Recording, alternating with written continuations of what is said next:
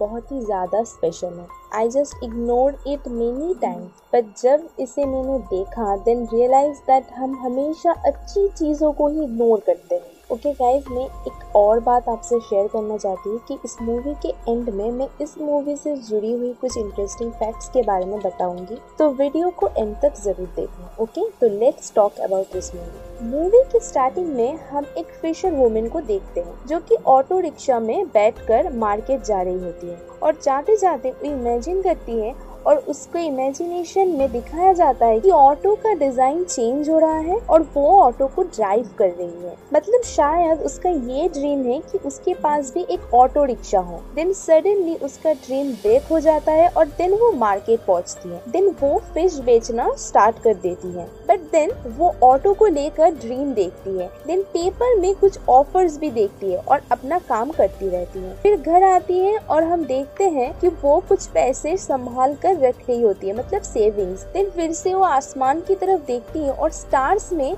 Auto को draw करती है, जैसे मतलब इमेजिन करती है। फिर कैट्स फाइट कर रहे होते हैं तो वो उन्हें अपनी हिस्से का फिश दे देती है। फिर सपना देखती है कि उसके पास पैसे आ चुके हैं और वो उन पैसों से एक ऑटो खरीदते हैं, लेकिन फिर से उसकी ड्रीम टूट जाती है और हम देखते हैं कि वो फिश मार्केट में है। ऐसे ही दिन गुजरते रहते हैं, मगर एक दिन जब वो एक फिश कट करती है तो उसमें से एक पर्ल निकलता है जो बहुत ही ज्यादा कीमती था और बस फिर से उसकी इमेजिनेशन स्टार्ट हो जाती है और देन वो उस कीमती चीज को बेचकर एक ऑटो खरीदती है और जिनकी ऑटो में वो जाती थी उनसे जाके मिलती है और उन्हें कुछ पैसे दे देती है। देन एक दिन जब वो फिश लेकर ऑटो ड्राइव करके मार्केट जाती है तो फिश सीट पे गिर जाती है। फिर उसे फिश की स्मेल जो पहले अच्छी लगती थी उसे नफरत करती है, टोकरियां फेंक देती है एंड देन वो वहाँ से चली जाती है और ऑटो चलाने लगती है। पूरा दिन चलाती है, इमेजिनेशन करती है, लेकिन सडनली एक बच्चा उसके ऑटो के सामने आ जाता है और वो कंट्रोल नहीं कर पाती और ऊपर से नीचे गिर जाती है। देन हम देखते हैं कि एक्सीडेंट की वजह से वो ब्लाइंड हो चुकी है और एक लेग भी उसका टूट जाता है। फिर अपने टूटे हुए ऑटो को देख के वो बहुत रोती है। देन वो अपनी सेविंग्स को निकालती है और ऑटो को ठीक करवाती है। देन हम देखते हैं कि वो कुछ सोच रही थी और फिर वो उन कैट्स को अचानक भगा देती है और फिर ऑटो को फुल स्पीड में चलाती है और ऑटो के साथ बिताए हुए हर पल को याद करती है और सुसाइड कर लेती है। फिर लास्ट सीन में हमें ये दिखाया जाता है कि वो मरने के बाद भी ऑटो के साथ ही टाइम स्पेंड कर रही होती है और खुश है और ये मूवी यहीं पर एंड हो जाती है। बट गाइस,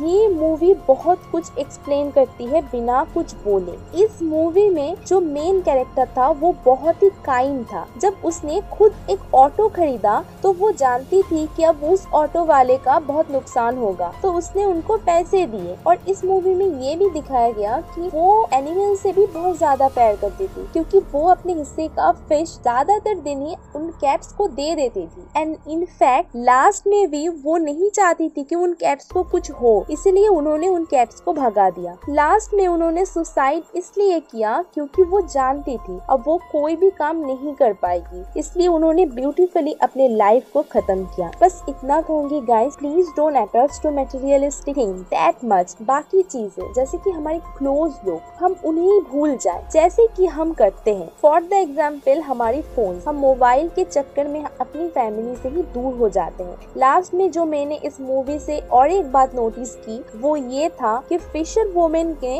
एक और भी गलती की थी। वो ऑटो से इतना लव करने लगी कि वो भूल गई कि आज जो कुछ भी है सब फिश सेलिंग की वजह से ही। तो guys, after achieving your goals don't forget how you reach there. Okay guys, तो ये कुछ फ्यू थिंग्स थी, कुछ फ्यू फैक्ट्स थे जो मैंने इस मूवी से सीखा, मैंने इस मूवी में नोटिस किया। आपकी ओपिनियन क्या है? शायद कुछ और चीजें भी हैं जो मैंने मिस कर दी होंगी, तो मुझे कमेंट सेक्शन में आपकी ओपिनियन कमेंट सेक्शन में जरूर बताइए।